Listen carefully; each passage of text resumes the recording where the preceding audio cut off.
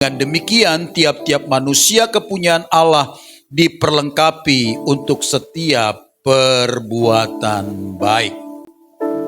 Bapak Ibu dikasih Tuhan, kita tahu bahwa Timotius ini anak rohani dari Paulus, orang muda yang sangat militan dan begitu sangat mencintai Tuhan.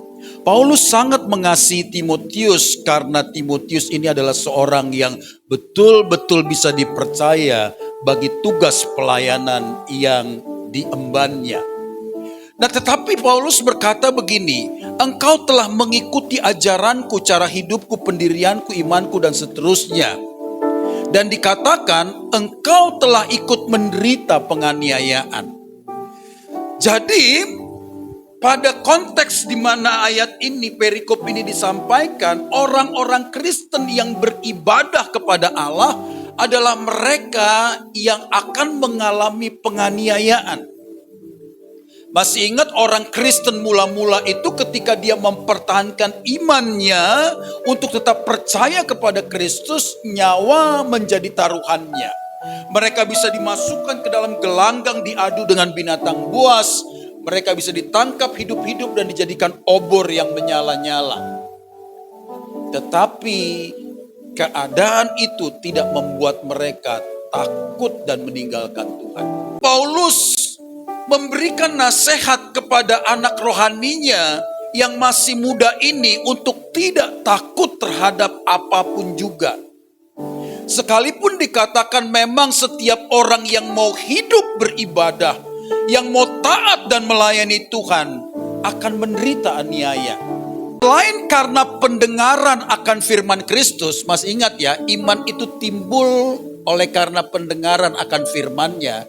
Tetapi selain itu, iman juga bisa bertumbuh karena penderitaan. Jadi justru orang-orang pada saat itu, jemaat mula-mula itu semakin berkembang, semakin militan karena mereka ditekan. Mereka mengalami penganiayaan. Belajar dari pesan Paulus kepada Timotius, kita bisa menghadapi penderitaan. Dia dikejar-kejar oleh Saul karena Saul tahu bahwa Daudlah yang akan menggantikan posisinya. Daud pernah menjadi pura-pura gila dengan membiarkan air liurnya menetes sampai ke janggutnya. Itu satu keadaan yang dimana Daud mengalami tekanan teramat hebat. Coba siapa lagi sebutkan? Yusuf. Sebelum dia menjadi orang kedua di tanah Mesir, menjadi perdana menteri di tanah Mesir, wow, dia harus mengalami banyak sekali persoalan-persoalan yang menekan hidupnya. Dibenci abang-abangnya, dijual kepada seorang Ismail, lalu dia ada sebagai asisten di rumah Potifar. Dia difitnah karena mau memperkosa istri Potifar. Dia dipenjarakan dan seterusnya. Maka bacalah di Alkitab, mana ada orang yang tiba-tiba Tuhan percayakan plak menjadi sesuatu yang kelihatan hebat.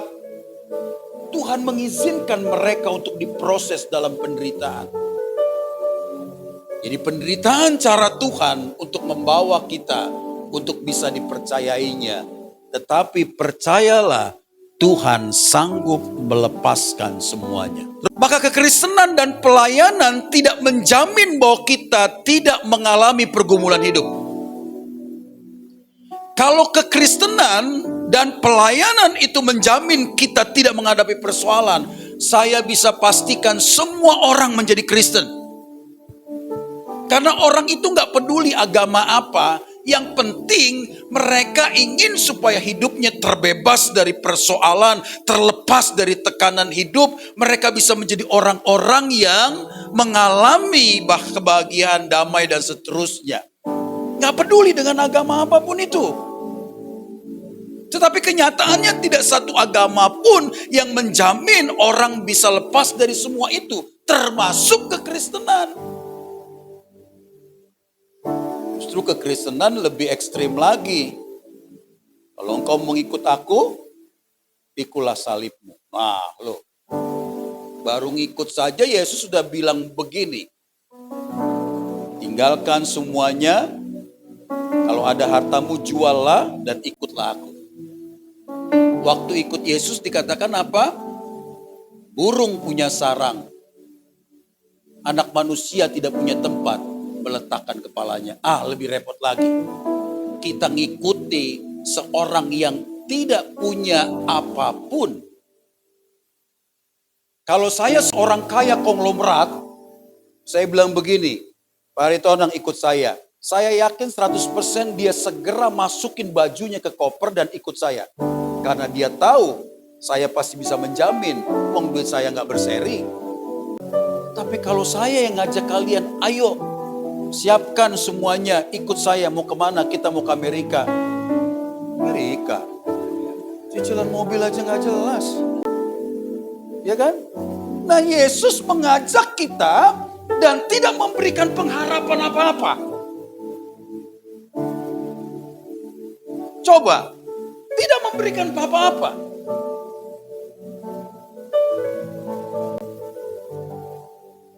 Tapi kita mau belajar bahwa mengikut Tuhan bukan karena jaminan kita aman di dunia ini dan mendapatkan semua. Karena kita rindu untuk mengalami perjumpaan dengan Tuhan di keabadian. Itu yang membuat Paulus siap meninggalkan semuanya dan menganggapnya sebagai sampah untuk pengenalan akan Kristus. Sekalipun dia menderita, kalau Anda baca ayat-ayat sebelumnya, Paulus itu sangat menderita. Tapi dia siap karena satu hal yang dirindukannya, perjumpaan dengan Tuhan. Jadi Bapak Ibu dikasih Tuhan, satu hal yang pasti yang harus kita tanamkan dalam hati kita, bahwa Tuhan sanggup melepaskan dan menolong kita dari keadaan apapun yang menimpa kita. Apapun itu. Tapi kalau Tuhan gak lakukan apa-apa, kita harus tahu itulah yang terbaik. Karena Tuhan sangat mengerti apa yang paling terbaik bagi kita. Kita bisa berkata, Tuhan inilah yang kau inginkan. Tuhan inilah yang kuperlukan. Tuhan bilang tidak. Bukan itu. Sebab Tuhan tahu lebih dalam daripada diri kita sendiri. Makanya sering saya katakan, jangan ajarin Tuhan untuk berbuat baik menurut ukuran kita. Sebab dari sononya Tuhan itu sudah baik. Maka belajarlah untuk taat sekalipun Tuhan tidak berbuat apa-apa terhadap apa yang kita inginkan. Karena di balik semuanya itu pasti mendatangkan kebaikan bagi kita. Ya, tanamkan di hatimu, Tuhan sanggup untuk melakukan apapun juga. Next, kita lihat. Yang kedua, kita harus tetap berpegang pada kebenaran. Mengapa demikian?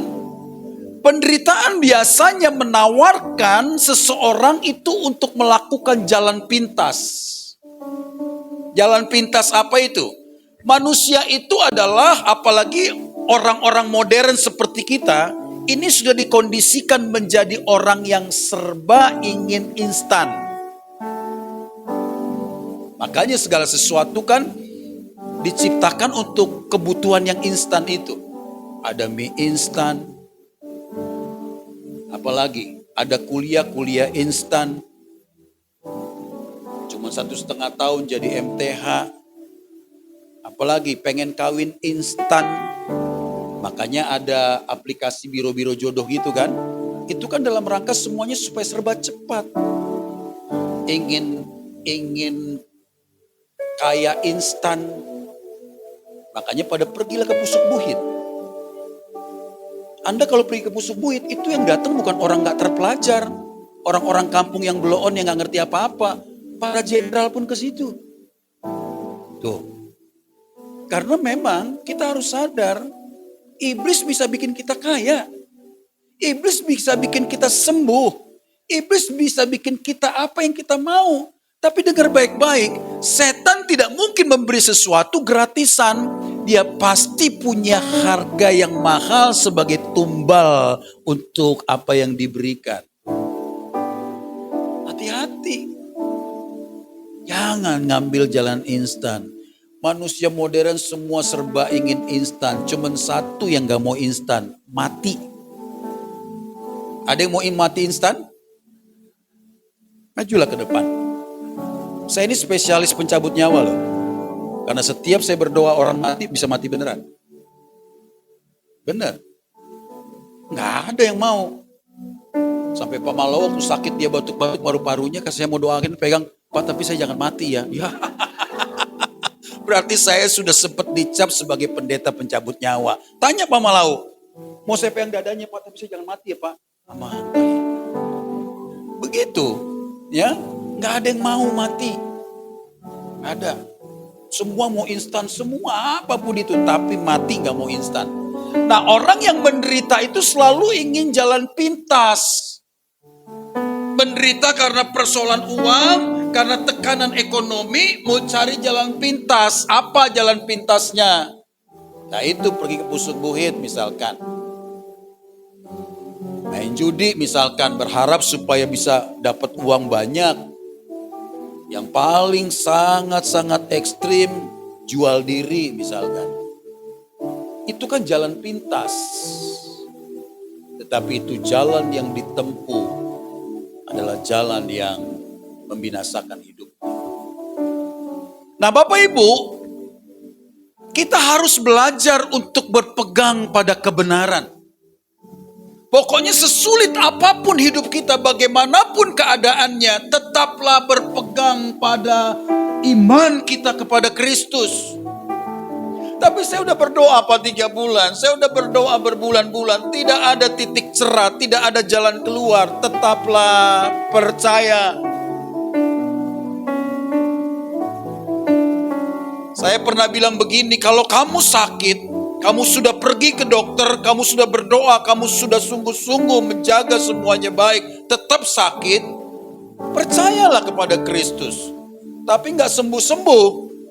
Secara tegas saya bilang, biarlah sakitmu mengantar pada kematianmu. Daripada engkau harus pergi kepada orang pinter atau dukun. Di sana ada orang pinter loh. Katanya bisa dia nyembuhkan. Benar sembuh. Tapi engkau sudah meninggalkan imanmu kepada Kristus. Saya mau katakan lebih baik engkau mati dalam sakitmu mengantar pada kematianmu daripada engkau sembuh tapi engkau datang kepada kuasa-kuasa iblis, setan dan lainnya. Kita jangan tergoyahkan untuk hal-hal itu. Terus next kita lihat. Jika kebenaran dari Tuhan betul-betul dipegang dan diyakini, tidak ada sesuatu apapun yang dapat menggoyahkannya. Bila Tuhan membuka pintu, tidak ada yang dapat menutupnya. Bila Tuhan mengangkat kita, tidak ada yang dapat menjatuhkannya. Maka percayalah tetap kepada Tuhan, sekalipun tidak mudah. Sebab Tuhan itu gak bisa didikte, gak bisa diintervensi, apalagi diintimidasi. Ya. Kita mau bilang apapun sama Tuhan, kalau Tuhan tidak berkata tidak untuk itu, maka tidak ada yang bisa mengganggu gugat. Keputusan Tuhan adalah yang terbaik. Kita harus belajar untuk tidak goyah. Saya tahu meskipun berat, memegang dan meyakini kebenaran adalah harga yang harus dibayar agar tetap memiliki iman yang teguh kepada Kristus.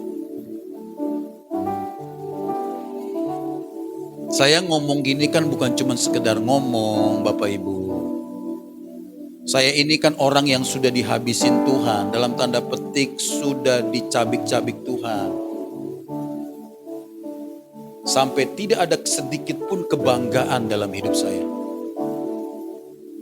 Kalau dulu saya masih merasa bisa begini, bisa begitu, begini, begitu dan sebagainya. Sekarang saya ada di titik nol, di titik terendah. Orang bisa melihat saya sebelah mata. Saya dicabik-cabik Tuhan. Jadi saya senang sekali dengan lagu tadi itu. Yang sedikit ngebeat itu. Jiwaku terkoyakkan tubuhku dihancurkan. Ya kira-kira begitulah intinya. Mau pikul salibku, gitulah pokoknya kira-kira. Ya itulah pokoknya. Itulah kekristenan. Jadi jangan jadi orang Kristen cari aman. Salah. Kalau mau cari aman jangan jadi orang Kristen. Karena kekristenan itu adalah mengoyakkan, mencabik-cabik segala keakuan dan kesombongan diri semua yang ada pada kita yang tidak mempermuliakan Tuhan. Mari kita belajar dengan sungguh-sungguh sekalipun tidak mudah. Tapi kita harus tetap pegang teguh bahwa Kristuslah Tuhan atas hidup kita. Yang ketiga, kalau kita mau sungguh-sungguh kuat menghadapi penderitaan, tetap teguh iman kita. Tetaplah bertumbuh dalam kebenaran. Jadi tadi berpegang teguh pada kebenaran, sekarang bertumbuh. Jangan cuma tahu kebenaran tapi tidak pernah melakukan kebenaran itu. Udahlah kita gini aja, kita berdoa aja lah. Perbanyak berdoa, hidup dalam kebenaran, jangan marah-marah sama jemaat. Diberkati Tuhan ya kita. Iya, saya percaya itu. Nanti akan Tuhan kirim lagi. Aduh apa susahnya Tuhan mengirim orang datang ke sini. Kalau kita siap menjadi seorang hamba yang melayani, yang mengasihi mereka karena mereka jiwa-jiwa yang dikasihi Tuhan, berdatangan itu orang itu. Jadi kalau jemaat kita seperti begini, ya biarlah. Karena ini efek dari kegoblokan saya yang dulu. Kalau namuruk. Marah-marah terus. Gak apa-apa, sebentar lagi berdatangan ini. Percaya saja. Ini efek, ini persoalan dari apa yang pernah kulakukan. Selalu saja ada akibat dari sebab. Sebab akibat. Sebabnya itu. Jadi tunggu sebentar lagi. Kita akan lihatlah berdatangan keluarga-keluarga baru yang mengasihi Tuhan dan mengasihi pekerjaan Tuhan. Selesailah sudah. Ya. Tenanglah. Tuhan itu baik. Ya. Bersabarlah. Nah, kita harus tetap berpegang teguh. Di tengah penderitaan yang terjadi, kita memerlukan kekuatan rohani dari relasi kita dengan firman Tuhan. Itulah yang menjadi kekuatan kita. Jangan yang lain.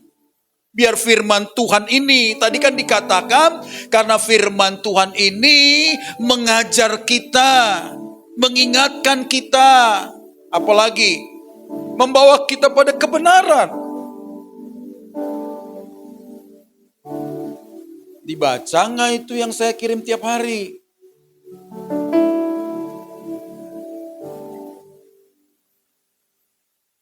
Busian baca nggak? Baca. Kalian baca nggak?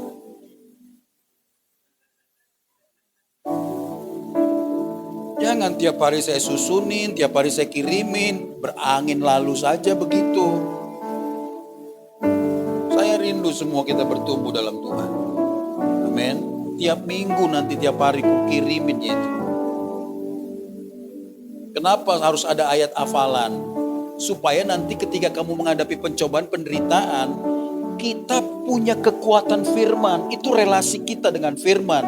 Maka Yesus ketika dicobai, ada tertulis. Tuh. Yesus saja melawan cobaan iblis dengan firman. Ada tertulis tuh. Tiap hari kita hafal. Pak ini apa-apaan sih Pak kita ngafal tiap hari? Hafal saja. Karena itu nanti akan memenuhi pikiranmu. Dan itulah yang akan menjadi kekuatan kita menghadapi penderitaan. Menghadapi apapun. Ya. Jadi setiap Senin saya kirim sampai Sabtu. Minggu memang enggak, karena Minggu kita beribadah. Sudah dengar firman. Besok saya kirim lagi, baca lagi, renungkan lagi, hafal lagi. Sehingga kamu menjadi orang-orang yang memiliki relasi dengan firman Tuhan. Terus kita lihat, yang terakhir, tenanglah ya. Nah, kita bisa bertumbuh dalam firman-Nya karena firman itu bermanfaat mengajar, mendidik. Kedua, menyatakan kesalahan. Jadi firman itu mengoreksi kita. Kalau kita bercermin, firman Tuhan ngasih tahu, inilah kesalahanmu. Inilah sesuatu yang membuat kamu seperti ini dan begitu. Karena terus mengoreksi kita. Dan selanjutnya firman itu memperbaiki kelakuan kita. Wah, kalau kita betul-betul mencintai firman-Nya, kita pasti menjadi orang-orang yang tahu diri. Karena memperbaiki kelakuan kita. Ya, kita ini kan kadang-kadang bisa nggak tahu bahwa itu salah. Padahal itu salah. Firman Tuhanlah yang mengingatkan itu. Nah, saya sekarang ragu loh, gereja-gereja nggak mendorong lagi umatnya untuk membaca Alkitab. Ya, renungan harian, dari mana gitu. Ya, kita harus bangkitkan lagi, kita akan mulai kembali. Supaya apa? Supaya itu bisa mengajar, mendidik, menyatakan kesalahan dan memperbaiki kelakuan. Saudara-saudara semua, kita diperlengkapi untuk tiap-tiap perbuatan baik jika kita menghidupi firman itu. Jadi kalau hidup kita sesuai dengan firman, kita diperlengkapi untuk perbuatan yang baik. Meskipun pergumulan dan masalah sedang kita hadapi, tidak akan pernah menggeser kita untuk tetap menjadi baik. Teruslah menjadi orang-orang yang baik, karena Tuhan pasti akan mempahalai orang-orang yang selalu berbuat kebaikan. Ya, ayo, penderitaan apa yang sedang kau alami sekarang? Sebutkanlah, tapi nanti ucapkan di hadapan Tuhan. Tetaplah kita bersemangat. Saya percaya semua kita punya persoalan, kita dalam penderitaan, tetapi Tuhan sanggup membela kita. Selamat berjuang, kiranya Tuhan memberkati kita semua. Amin.